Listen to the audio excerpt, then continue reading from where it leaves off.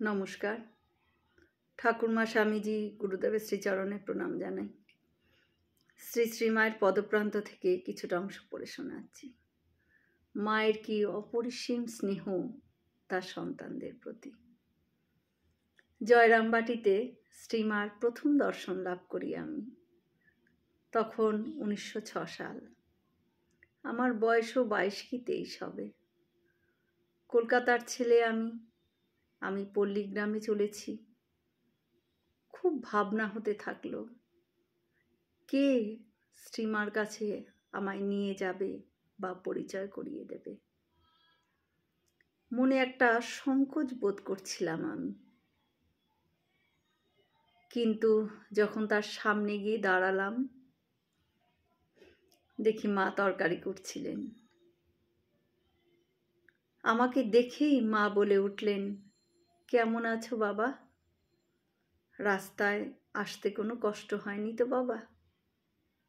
সম্পূর্ণ অপরিচিত আমি, অথচ মাতৃ স্নেহে কি সুন্দর করে বললেন, কেমন আছো বাবা?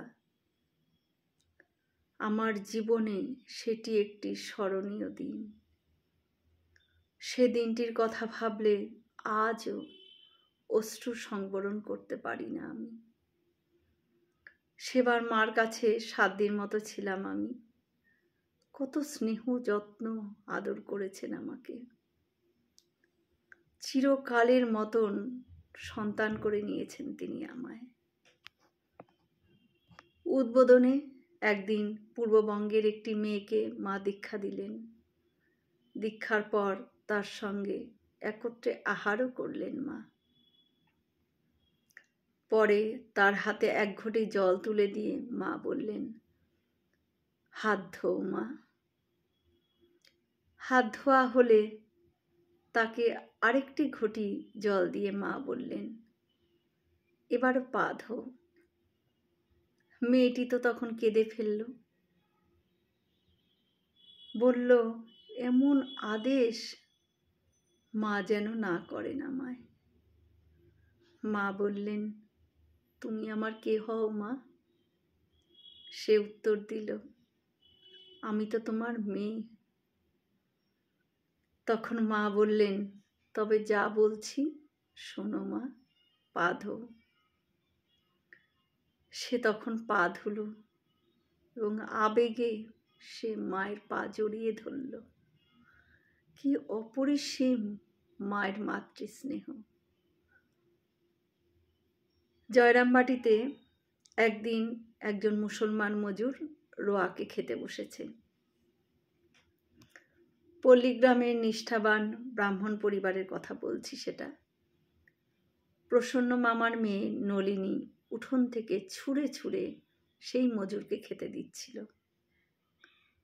মা কি কাজে একটু ব্যস্ত ছিলেন, ব্যাপারটি তার নজরে পড়তেই তিনি বলছেন, ও কি রে?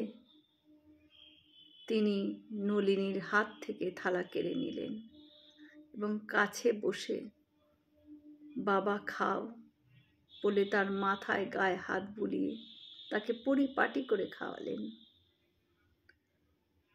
তারপর তার এঁঠো পরিষ্কার করে মা গোবর জলে ছড়া দিলেন। এমন সময় নলিনী এসে বলছেন, পিসিমা, তোমার জাত গেল গো। মা বলছেন, ছেলের এঁঠো পরিষ্কার করলে জাত যায় নাকি? জয় মা শারদা। আমরা সকলে মিলে একসাথে বলি, জয় মহামায় কি জয়, জয় ভগবান শ্রী শ্রী রামকৃষ্ণদেব কি জয়, জয় স্বামীজি মহারাজজি কি জয়। হয়তো অনেক ভুলই হলো, ঠাকুর যেন আমায় ক্ষমা করে দেন। সকলে সুস্থ থাকবেন, ভালো থাকবেন। ঠাকুর মায়ের কৃপা দৃষ্টি সকলের ওপর বর্ষিত হোক। শুভরাত্রি।